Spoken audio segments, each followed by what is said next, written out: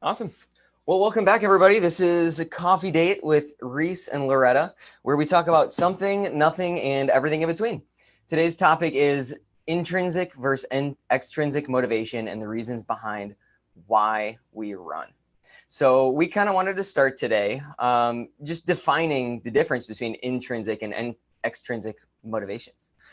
So intrinsic motivations are going to be the ones that come from within oneself, that help to affirm our beliefs, values, or inherent satisfactions. So these are the reasons that are very personal that we hold dear to us about why we run. They help reaffirm our identity. They help give us personal satisfaction in life. And regardless of what happens with racing, this is the core fundamentals of why we do these events. Extrinsic motivation is a motivation that comes from outside oneself, and it usually happens in the form of tangibles, accolades, recognitions, or changes in status. This could be anything from I want that medal, I want that win, I want to be recognized as something greater. So intrinsic motivations come from within. They come from our personal being, our values, beliefs. Extrinsic motivations are tangibles that we can receive in accolades, or it could even be, things that we give ourselves, such as, I'm going to go run and then I'm going to enjoy a nice hot coffee afterwards, and that's my reward.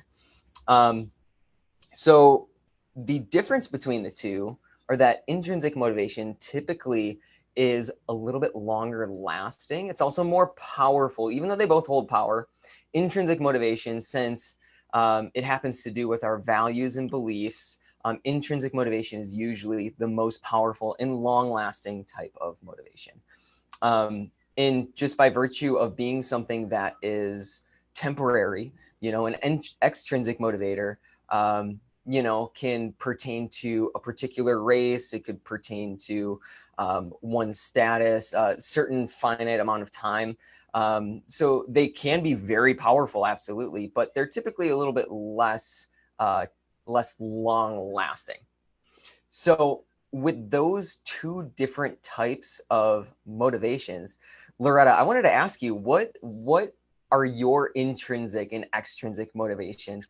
And therefore, as an extension, how do you find your athletes' intrinsic and extrinsic motivations? Okay. Wow, you did a nice job setting the scene for us today.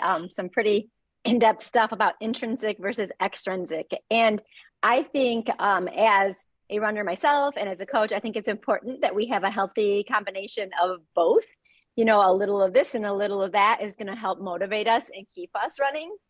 So for me, I'm very intrinsically motivated to run because I love to run. I love the feeling of running. I love how I feel after I've ran. I love how it makes me feel strong and empowered and sort of free, just being out there and moving my legs. It's like the best feeling for me. So that's a huge piece for me. But I also love the adventure of running. So I like going out and finding new places to run, going in different place, maybe going to a destination to run, different things like that is exciting for me too, which is fun on race day when you're traveling to different events and checking out different kinds of courses. And then I also love the camaraderie of running. So I like my solo runs where I get to enjoy that intrinsic piece of just me, enjoying the run itself. But I also really look forward to my runs when I get out there with a group of friends. I think that's a big part that, motivates me intrinsically. And then, geez, I'm also super competitive within my own self. So I'm always wanting to improve myself every single day. And so I think that's another thing. I have just this powerful drive that keeps me going and wanting me to go out and train more to get better.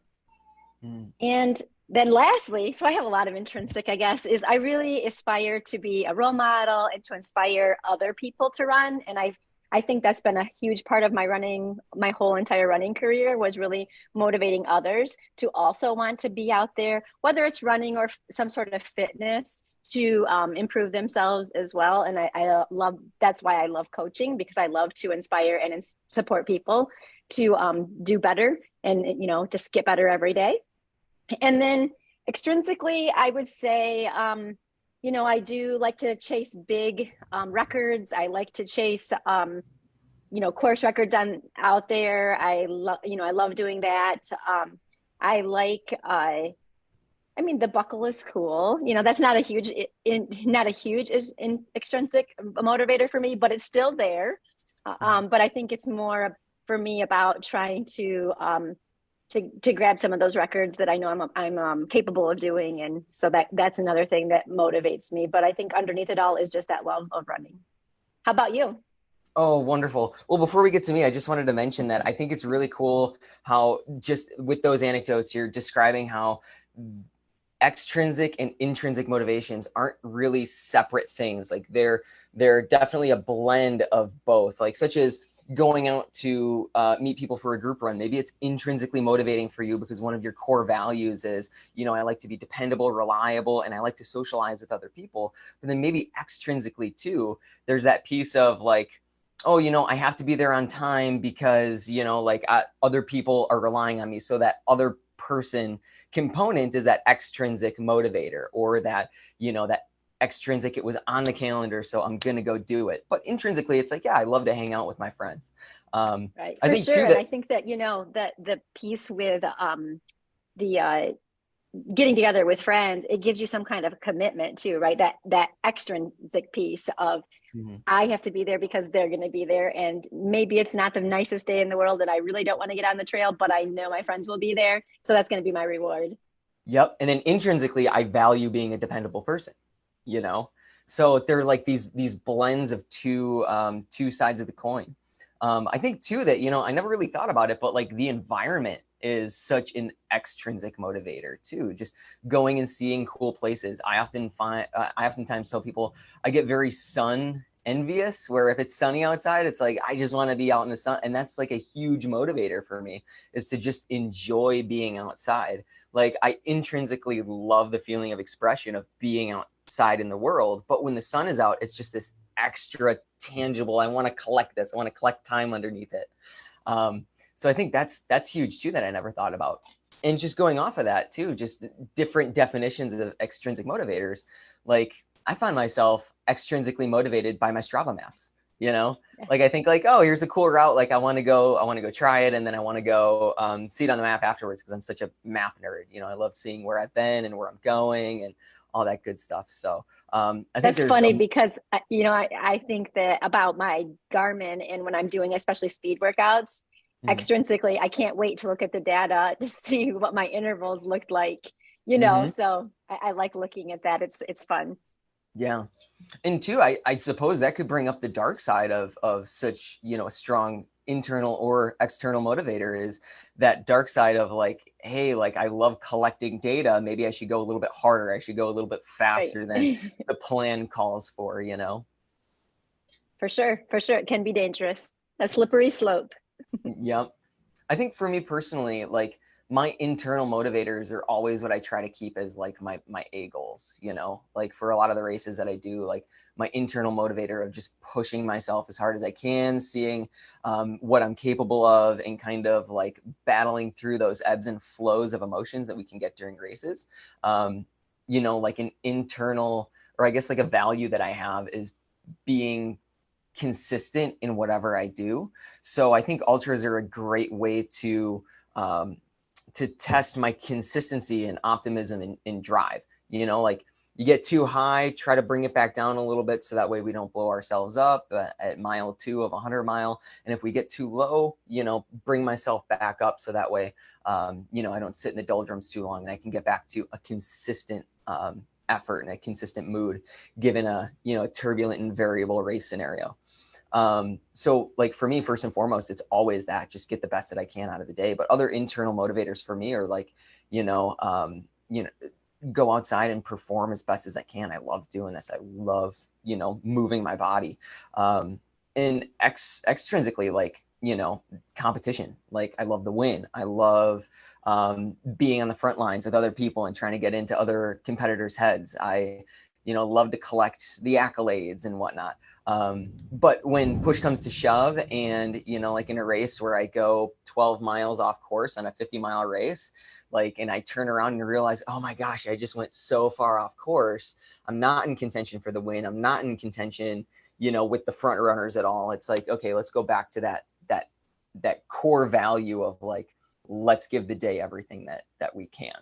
So those are some of like my powerful motivators. And I think too, like another like extrinsic motivator for me is just having a plan, and wanting to stick to a plan if it's not going to cause damage, right? Like, I mean, if you have a plan and you wake up and, like your ankle's twisted, or, like you can't hit numbers or whatever, like the plan needs to be altered for sure. But like, say if I wake up on a day, I'm feeling pretty good, there's no reason why I shouldn't like go out and log in some miles, then, like I already built this time into my day, like, I want to check the boxes. So, Right. but as far One as of the like how things I was gonna oh say, one of the things I like about what you said is you kind of talk about that extrinsic and that intrinsic motivation that kind of comes together on race day, or maybe while we're out on a run, right? They're kind of mixing together. So I'm out here because I love it, and I love doing this. And then I'm like, ooh, I don't feel so great. I want to be over with this run. You have those days, right? So like for me, I'll be like, okay, you just get through all of these intervals and you can get yourself a Coke, because I'm a bit of a Coke addict. So, then I can go grab a Coke from McDonald's. So sometimes you have to pull on those different extrinsic things to get you through internally on a struggle day or on the highs and lows of an ultra. yeah, absolutely. And that's like another huge motivator is like, what are you going to do after your run? What are you going to do after your A event? And I think sometimes those motivations can pull people out of like the race day blues, like sometimes like after a hard race, it's like my goal that week or two afterwards is like, okay, cool. Like now this creates a little bit more space in my day to take care of everything else I've been slacking on, whether it's house chores, computer work, hanging out with family, being sociable, like, that's kind of like my extrinsic reward afterwards is like, okay, the pressure's over, like I can go back to being a human, and Yep. satisfying the rest of the buckets that humans have. So, but as it comes down to being a coach, how do you help your athletes find their internal and external motivators? I think, really just through getting to know my athletes and knowing them as a person, not just as an athlete, right? To learn about their personality and what sort of drives them. And when we're talking about races, what are they looking forward to in that race? Is it the buckle? Is it a personal record? What is it for them? And, having that conversation as they're setting their goals as well. Some people, that is their goal for race day, is to just have fun.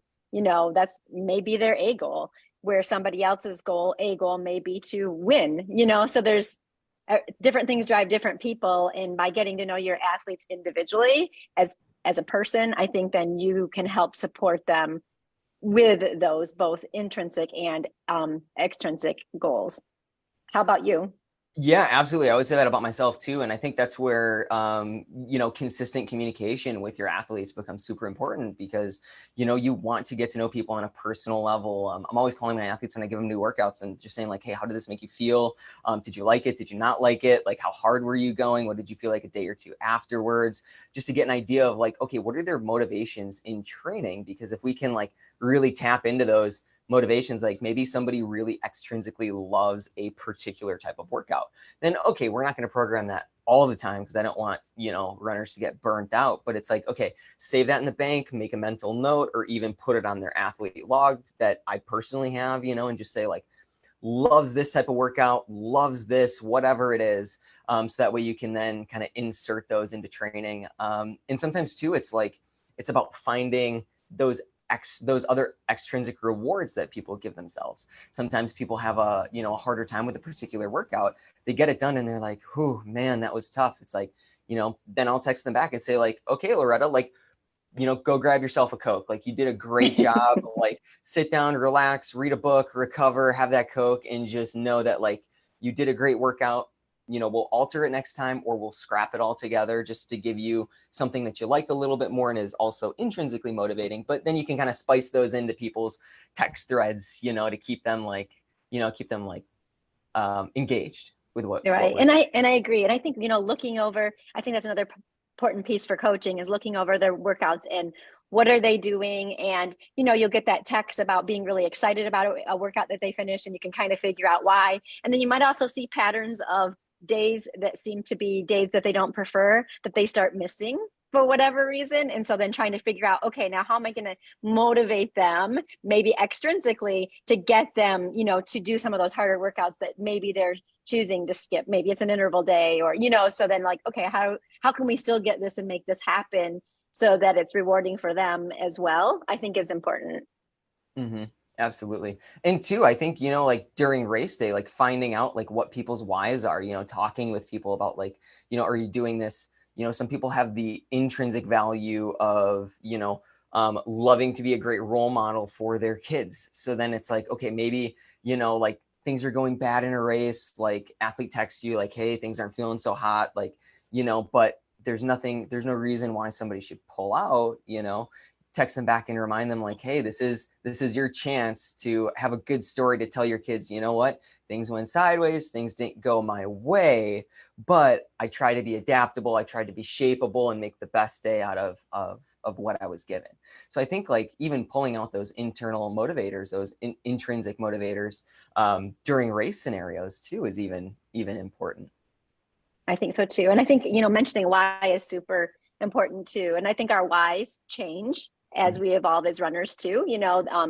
In each race, our why might change a little bit, but it's important to know our whys going into our races. But it's also interesting because, sometimes, I'll go in with a why and maybe the race doesn't work out the way that I want it.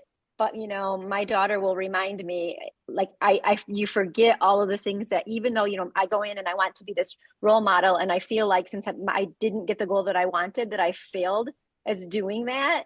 And then she'll point out like how she looks up to me for being so strong to be able to make it through, so there's different pieces that sometimes we forget in the midst of that why or our goals, and feel like we're not meeting it, but we really are if we think and we listen to other people and gain perspective. Oh, for sure. And that perspective piece is huge because, sometimes we can get so wrapped up within ourselves that, and if we're training or if we're racing, like we're not necessarily thinking too clearly either, so Right. we're not able to kind of like step back and take ourselves out of the situation in order to assess the situation and assess why we're still in it. Right. Yeah. Um, And so that's why I think one of the things you mentioned about reminding your athlete of their why, that's why I think it's important, is because they kind of lose track of that, lose track of their why, maybe even lose track of, who motivates them. And so I think it's important as a coach to be able to be there and kind of support your athlete and remind them of, the things that are your why. mhm. And here's a question that I have for you too, and I think it's pretty important. I don't know, like if you've ever thought about this, but do whys ever lose value? Like, do they, if it's an intrinsic, right? We said that intrinsic values and beliefs, produce like the most powerful whys. But do they ever lose value? That's a good question. I think that they may lose power in the middle of a race, because maybe that why wasn't strong enough to get you through. And so, I think sometimes I find myself reassessing my whys. Mm-hmm. Yeah, and that's what I was thinking. And I was actually on a run earlier this morning, and I was listening to another podcast. It was on the Huron Lab. It was with Professor Andy Galpin, and he was talking about different motivations. And he was saying, like sometimes our intrinsic and our extrinsic motivations can become overused. So I think sometimes like it might be a good practice for somebody to go through and either mentally or physically, if you're a list person, jot down, okay, what is my number one? What is my number two? And just have like a bank list of a couple of them, because maybe you tell yourself, I'm doing this for my kids. I'm doing this for my kids. I'm doing this for my kids. I'm doing this for my kids. Or I'm doing this for me. I'm, like I'm a strong person. I'm a strong person. I'm a strong person. And it becomes so like prevalent in your psyche and in your mantra that you're saying it to yourself, but you're not necessarily feeling it anymore. you know? So if we could have like a couple lists of things that we're going for, maybe we can cycle through, or at least have more in our arsenal, like mentally, to be able to call upon to find something that, you know, will hold power for the rest of the Right. race or the rest of the Right. run. That's a good point, because sometimes you lose track of what was my why. I mean, like, you're not even thinking about it anymore. You're just struggling to get through. Mhm. So having a variety, I think, could help you. And also having, you know, maybe even making sure your crew, your coach, everybody is aware of what that why is, to help you, remind you through your race if you need that extra push. I also think it would be good to sit down and think about, and maybe write a list. I'm a list maker, about what is my intrinsic and what is my extrinsic rewards, what motivates me, so you can kind of think about yourself a little bit, just do a little bit of self-reflection, because I think it could renew, if you're ever struggling, renew your love of what you do. Yeah, yeah, I think that's powerful. And I think just talking back and forth with you right now, like I'm going to take all of my spreadsheets that I have for my athletes and create another tab that's like, hey, what's your why? And make it like, you know, a pseudo like homework assignment to, you Yeah, know, list great off a idea. couple things. Cause I think you know, and we all know these things, you know, hold weight with us, you know, whether we particularly think about it or not. But then to actually go and put it down on paper, I think just reaffirms those things that we believe and those things that we want, you know, because Right. it's not you know, there's been this stigma with ultra running that, you know, like, oh, you shouldn't really say that you're going for the win, or you shouldn't really say that you're competitive, because it's a lovey sport where everybody's just in the woods hanging out because they love it. And it's like, that's absolutely true, everybody is hanging out in the woods because they love it, but we can also throw in there the real motivation too of, I'm out here because I love it, and I'm out here because I love it so much that I want to train to, you know, perform to my best, or to, you know, to obtain a certain accolade. So Right. I think, you know, if we can get more people thinking in terms like that too, we could just make the training that people experience a little bit more concrete and a little bit more in a positive light, you know. um, just so that way, if we're thinking positively about our training, then, you know, we're going to recover positively, we're going to have good experiences with other people, and, you know, have better races and better stories. Right. That's interesting. I was just reading recently about a study that was done in Poland, and they were asking them questions about basically what motivates them to run, and then after they did it, they separated out the ultra runners, so anybody 50K and over, and then the non-ultra runners, and kind of looked at that data, and what they found is the non-ultra runners more focused on competitiveness and the win, and the ultra runners, like you just mentioned, was more interested in the community and self-improvement. So they were still looking at getting PRs, but more about being part of the community and then helping each other, which is kind of an interesting aspect of our sport, because if you look at these our ultra races, you're more likely to see people helping each other along the way in a race, whether you are, first place runner or last place runner, still helping people in need, throughout the race. And so I think that that's kind of interesting. Yeah, absolutely. Well, is there anything else that you wanted to mention on this subject? I think you know, we defined it pretty well, and we brought up some anecdotes, and even threw in some, you know, outlier type of intrinsic and extrinsic motivations that people can think about in their own running and lives. Do you have anything else that you want to add? I guess I would just like to wrap it up with thinking about, okay, so we know that we're motivated from within and from without, and there are days when it's really hard to get outside, right, and go for a run or jump on the treadmill, whatever you do. So like, what kinds of things do you do when you're in that mindset, like, oh, I don't really feel like going out today? How do you get yourself out there? I mean, for me, I like to think about how great I feel after a run. And that's, to me, Mhm. motivates me to get out there, because I want to get to that feeling. But is there any things that you do to get yourself out when you're not feeling motivated? Yeah, I give myself full permission to end the run whenever I want, as long as I start it, you know. Oftentimes I'll lace up my shoes and I won't be like totally, completely intrinsically or extrinsically motivated, but I'll think to myself, you know, like I've never I've never not found the value of going out when I've carved time away for myself to go out. Right. It was last week Thursday. So right now we have a snowstorm, but last week Thursday we had like a rainstorm blow through, and I was thinking I wanted about like 18 to 20 miles or so. But like I got out there, it was pouring buckets. I was nice and dry in my warm clothes, and I was standing on the porch just looking out thinking like, oh boy, this is really going to test my positivity. But I took a couple steps out there. I said, you know what, I'm going to start this thing. And within a mile or so, I felt pretty good. And I realized, hey, once I was wet, I can't get any wetter. So then I just kept rolling with the run. After about like 13 miles or so, that's when I was so wet and I was so cold. Like my thumbs were kind of freezing. I was like, you know what, I had a good run in me today. It was great. I kept my positivity. My body doesn't feel quite the way that I like to on like long run days. So you know what? I'm going to call it right now. I'm going to go home, do some stretching, eat some good foods, and get prepared to talk with you. And that's when we hopped on last week's Right, podcast. right. Yeah. So I think for me, like the whole idea of autonomy, just being able to call any workout whenever I want to, like I don't have to like complete everything on the plan to the T. I need, first and foremost, I need to feel good during life. So that way I can go to work, I can be there for family, I can be responsive. So to me, it's like, go out there, see what the day has for you. If you start to find enjoyment, like keep rolling with it. But whenever I tell myself, or I feel like I'm locked into like I have to do this today, I have to this, I have to whatever, that's when I lose all motivation, because it's like I don't want somebody to tell me I have to do anything, let alone myself. So if I'm telling myself like I have to do this, I'm not going to hold dictatorship over myself. you Right, know right. Then it so turns into that negative mindset versus I get to do this, like little conversation we had from last week.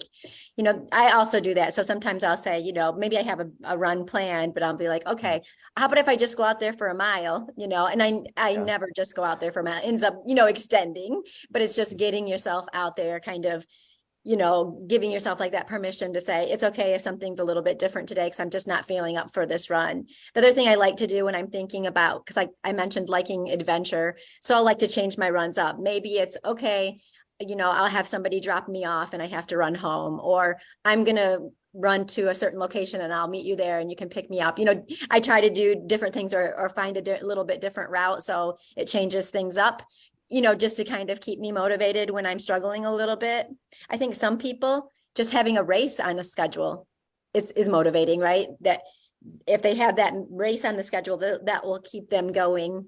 So they're, out there every day as well. So I think there's different strategies that people can do. And like I mentioned, the camaraderie piece and finding a group, sometimes that can be motivational for people, right? To when they're doing a lot of solo running, and maybe a couple of days a week you pick up with a group. OMR has some great groups that are going on now. It's just a nice way to kind of look forward to something different. So Yeah, I think that's huge. Like having that intrinsic, like for me, adventure is a huge intrinsic motivator. So whenever I get into the same rut of doing like the same loop, the same this, the same that, maybe the paces vary, but like if I can find some sort of adventure, a different route, like a different design, maybe it's a bike to run to bike, biking out to like a different trailhead and then running that trailhead and then biking back home.